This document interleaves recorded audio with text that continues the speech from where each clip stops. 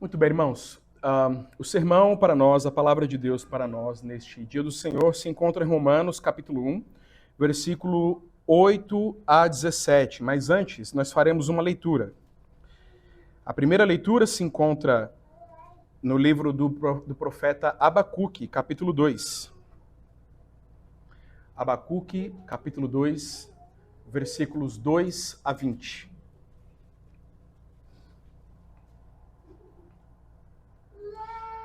Abacuque 2, 2 a 20. O Senhor me respondeu e disse: escreve a visão, grava sobre tábuas para que a possa ler até quem passa correndo. Porque a visão ainda está para cumprir-se no tempo determinado, mas se apressa para o fim e não falhará. Se tardar, espera-o, porque certamente virá, não tardará. Eis o soberbo, sua alma não é reta nele, mas o justo viverá pela sua fé. Assim como o vinho é enganoso, tampouco permanece o arrogante, cuja gananciosa boca se escancara como o sepulcro e é como a morte, que não se farta. Ele ajunta para si todas as nações e congrega todos os povos. Não levantarão, pois, todos estes contra ele um provérbio, um dito zombador? Dirão: ai daquele que acumula o que não é seu, até quando? E daquele que a si mesmo se carrega de penhores. Não se levantarão de repente os teus credores? E não despertarão os que te hão de abalar? Tu lhes servirás de despojo. Visto como despojaste a muitas nações, todos os mais povos te despojarão a ti, por causa do sangue dos homens e da violência contra a terra, contra a cidade e contra todos os seus moradores. Ai daquele que ajunta em sua casa bens mal adquiridos, para pôr em lugar alto o seu ninho, a fim de livrar-se das garras do mal. Vergonha maquinaste para a tua casa, destruindo tu a muitos povos, pecaste contra a tua alma. Porque a pedra clamará da parede, e a trave lhe responderá do madeiramento. Ai daquele que edifica a cidade com sangue e a fundamenta com iniquidade. Não vem do Senhor dos Exércitos que as nações labutem para o fogo e os povos se fatiguem em vão? Pois a terra se encherá do conhecimento da glória do Senhor, como as águas cobrem o mar. Há daquele que dá de beber ao seu companheiro, misturando a bebida ao seu furor, e que o embebeda para lhe contemplar as vergonhas. Serás farto de opróbrio em vez de honra. Bebe tu também e exibe a tua incircuncisão. Chegará a tua vez de tomares o cálice da mão direita do Senhor, e ignomínia cairá sobre a tua glória. Porque a violência contra o Líbano te cobrirá, e a destruição que fizeste dos animais ferozes te assombrará, por causa do sangue dos homens e da violência contra a terra, contra a cidade e contra todos os seus moradores. Que aproveita o ídolo, visto que o seu artífice o esculpiu? E a imagem de fundição, mestra de mentiras, para que o artífice confie na obra, fazendo ídolos mudos. Ai daquele que diz à madeira: acorda, e a pedra muda: desperta. Pode o ídolo ensinar? Eis que está coberto de ouro e de prata, mas no seu interior não há fôlego nenhum. O Senhor, porém, está no seu santo templo, cale-se diante dele toda a terra. Agora, irmãos, o nosso texto se encontra em Romanos, capítulo 1, versículos 8 a 17.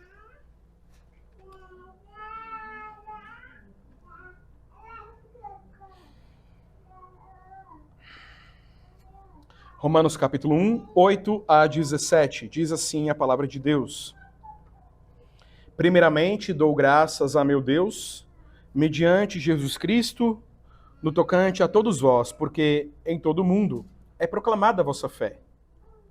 Porque Deus, a quem sirvo em meu espírito no evangelho de seu Filho, é minha testemunha de como incessantemente faço menção de vós em todas as minhas orações, suplicando que, em algum tempo, pela vontade de Deus, se me ofereça a boa ocasião de visitar-vos.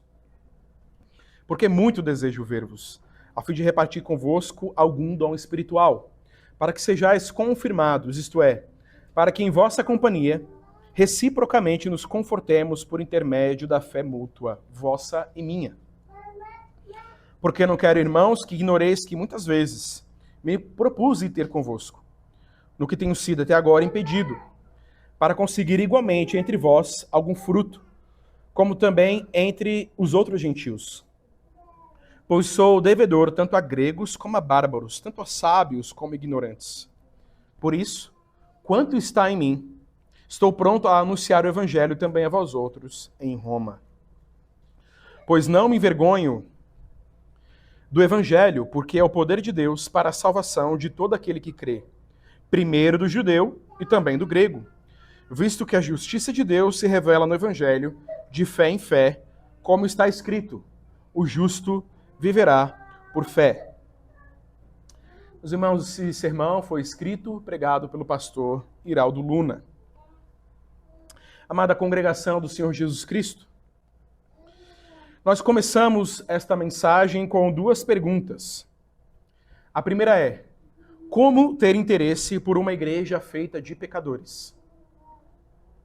Como ter interesse em uma igreja feita de pecadores quando enfrentamos tantas frustrações pessoais? Como manter esse interesse vivo quando há pecados que não são tratados como deveriam? Quando há líderes com falhas, e muitas delas visíveis. Como manter interesse por uma igreja feita de pecadores, tendo um apreço por uma igreja que contenha todas essas coisas? Como manter uma motivação viva para estar nela? Segunda pergunta é: como é possível acreditar que ainda a igreja seja edificada e amadurecida, considerando todas as coisas de que já falamos? Ou seja, como é possível acreditar que a igreja cresce na sua edificação quando há tanto pecado, há tantas falhas? Fato é que há muitas pessoas que saem da igreja desacreditadas com ela por conta de muitas dessas coisas. Certamente, meus irmãos, todos nós conhecemos bem as dificuldades que é viver como igreja. E que todos esses problemas e tantos outros são reais. Então, o que podemos fazer para amar a igreja e viver na igreja? A resposta está no texto que nós acabamos de ler. O apóstolo Paulo estava escrevendo a uma igreja com problemas. Havia problemas entre judeus e gentios. Essa igreja provavelmente não tinha ainda recebido instrução apostólica e talvez precisasse de instruções básicas. Essa igreja precisava entender como viver numa igreja difícil, cheia de pecadores. E assim, portanto, como fortalecer a esperança de que é possível viver nesta igreja. É possível, meus irmãos, amar uma igreja assim e desejar servi-la. Esse é o Evangelho, e é isso que o Evangelho faz.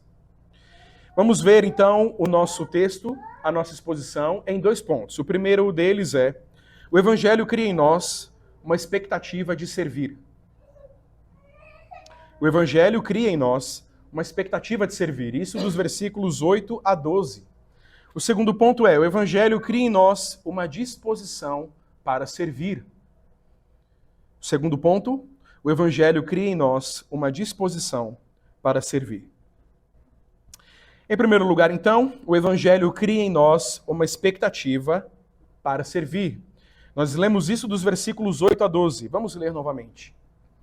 Primeiramente, dou graças a meu Deus, mediante Jesus Cristo, no tocante a todos vós, porque em todo o mundo é proclamada a vossa fé, porque Deus, a quem sirvo em meu espírito, no Evangelho de seu Filho, é minha testemunha de como incessantemente faço menção de vós em todas as minhas orações, suplicando que, em algum tempo, pela vontade de Deus, se me ofereça boa ocasião de visitar-vos. Porque muito desejo ver-vos, a fim de repartir convosco algum dom espiritual, para que sejais confirmados, isto é, para que em vossa companhia, reciprocamente, nos confortemos por intermédio da fé mútua, vossa e minha. Como dito antes, este texto mostra o apreço do apóstolo por essa igreja que se encontrava em Roma. Apesar de provavelmente ele nunca tê-la visitado. Primeiro, ele fala sobre o testemunho da fé deles. Primeiramente, versículo 8: Dou graças a meu Deus mediante Jesus Cristo, no tocante a todos vós, porque em todo mundo é proclamada a vossa fé. A ação de graças do apóstolo Paulo é pela força do testemunho desta igreja que estava sendo conhecida em muitos lugares.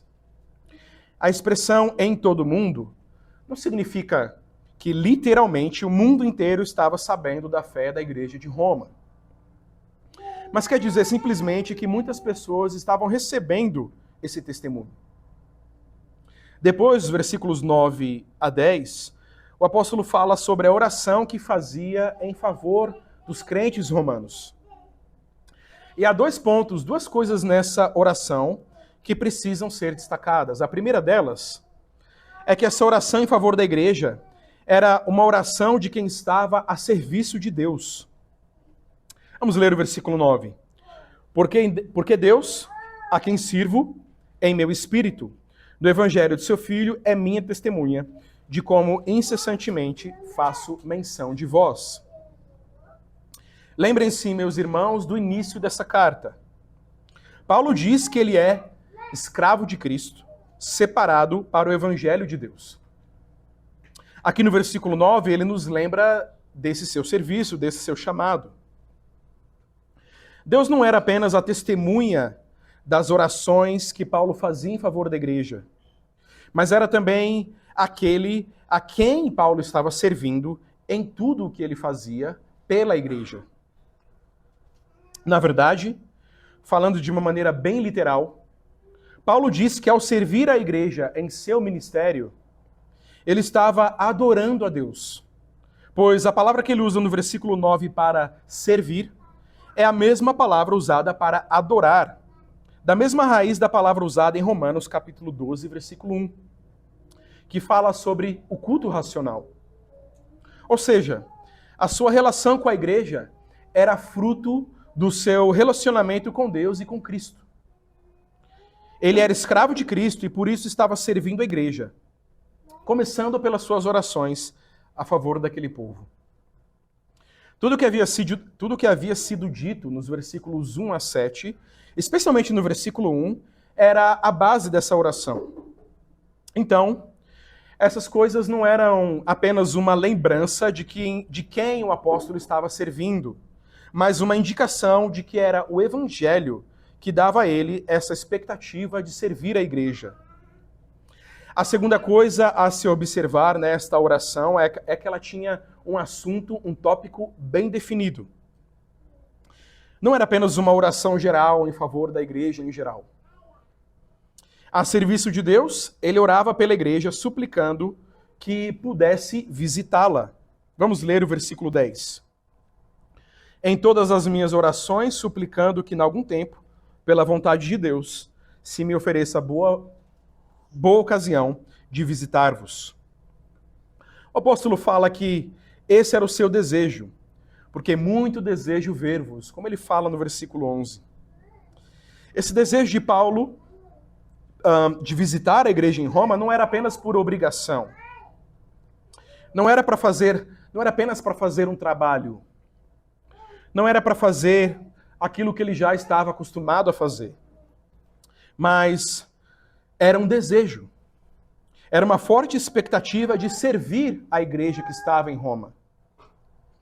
O restante do versículo 11 diz: a fim de repartir convosco algum dom espiritual, para que sejais confirmados. A expectativa do apóstolo era de ir até eles para compartilhar dos seus dons espirituais para o fortalecimento da igreja. Confirmados quer dizer fortalecidos. Tudo isso para que a igreja fosse edificada. Vamos ler o versículo 12. Isto é, para que em vossa companhia, reciprocamente, nos confortemos por intermédio da fé mútua, vossa e minha. E assim Paulo faria, tratando a igreja como um corpo. pois seu esforço pela edificação dela seria uma via de mão dupla, pois a edificação seria mútua. Tanto o apóstolo seria edificado quanto a igreja. O propósito de sua súplica a Deus, que vinha de um forte desejo, era o de edificar a igreja.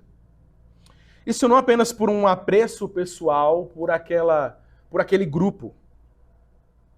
Mas em Paulo havia um compromisso com o evangelho.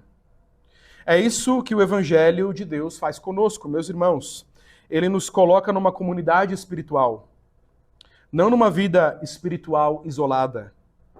O apreço pela igreja que esse texto nos ensina deve nos fazer tê-la em nossa mais alta estima e colocá-la como uma das coisas mais importantes da nossa vida.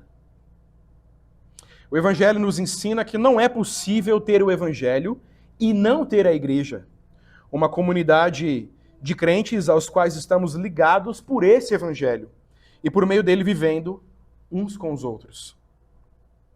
Não existe separação entre vida no Evangelho e igreja. Nós vivemos como igreja. O Evangelho faz a igreja parte da nossa vida.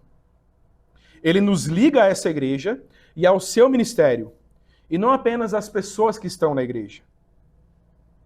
Obviamente não estou querendo dizer que a igreja não é feita de pessoas. Estou querendo dizer apenas que as pessoas que estão na igreja fazem parte de um corpo e que estão a serviço do evangelho e não delas mesmas. Isso é igreja, e o evangelho nos ensina a desejar viver como igreja.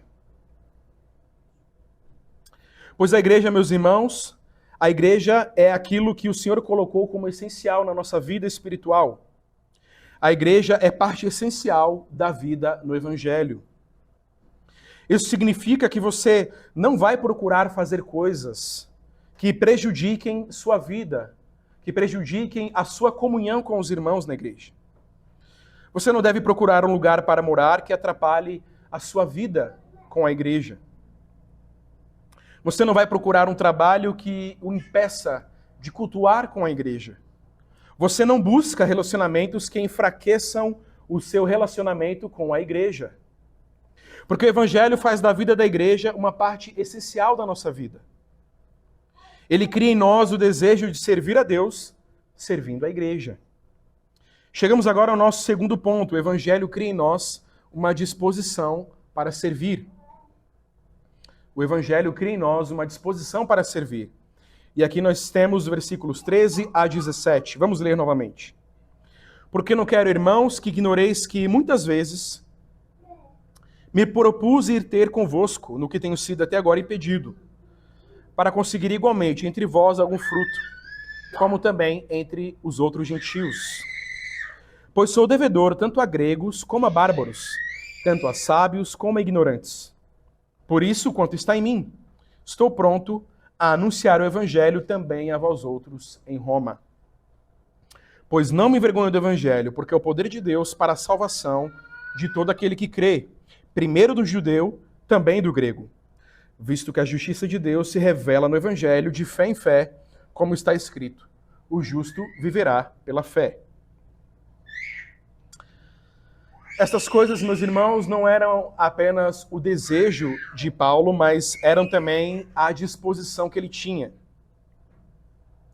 O senso de obrigação para com seu serviço a Cristo deu ao apóstolo uma ansiosa disposição de anunciar o evangelho a esta igreja que se encontrava em Roma. Não que o apóstolo desejava evangelizá-los, como muitos missionários já fazem. Ele queria pregar a Cristo, que é o Evangelho, para o fortalecimento daqueles crentes. E para isso, ele estava pronto. Essa prontidão de Paulo tinha uma explicação. No versículo 16, ele diz: pois não me envergonho do Evangelho, porque é o poder de Deus para a salvação de todo aquele que crê, primeiro do judeu e também do grego. Este versículo, junto com o 17, são considerados como o tema de toda a carta, de toda a epístola aos romanos. Isso é muito provável.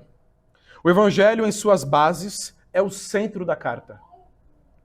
A carta aos Romanos é um desenvolvimento dos fundamentos do Evangelho.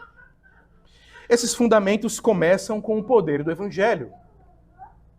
Esse poder explica porque o apóstolo estava sempre disposto e pronto para anunciar o Evangelho à igreja para a sua edificação. Ele não tinha vergonha do Evangelho porque sabia que a única coisa que poderia edificar a igreja era o Evangelho. Isso responde, pelo menos, a duas perguntas.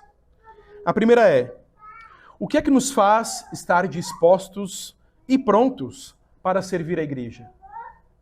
O que nos faz estar dispostos e prontos para servir a igreja? A resposta é o Evangelho. E não poderia ser outra coisa. No versículo 14, o apóstolo diz: pois sou devedor, tanto a gregos como a bárbaros, tanto a sábios como a ignorantes. Mas o que quer dizer esse termo devedor? É claro que Paulo está se referindo ao Evangelho. Quem está falando é quem está a serviço de Deus no Evangelho de seu Filho, o que o colocava como devedor no serviço à igreja.